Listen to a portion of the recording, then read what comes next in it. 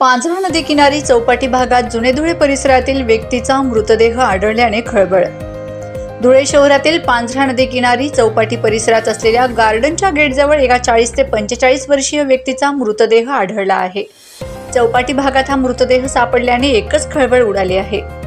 धुळे शहरातील पांझरा नदी किनारी चौपाटी परिसरात गुरुवारी 15 ऑगस्ट रोजी सकाळच्या सुमारास गार्डनच्या गेटजवळ अंदाजे 40 ते 45 वर्ष वयाच्या व्यक्तीचा मृतदेह सापडला असून त्याच्या पायाला जखम देखील आढळली आहे। त्यामुळे घातपाताचा संशय व्यक्त करण्यात आला होता। घटनास्थळी देवपूर पोलिसांनी धाव घेत मृतदेह ताब्यात घेतला असून हा मृतदेह उत्तरीय तपासणीसाठी धुळे सिव्हिल हॉस्पिटल येथे पाठवण्यात आला आहे।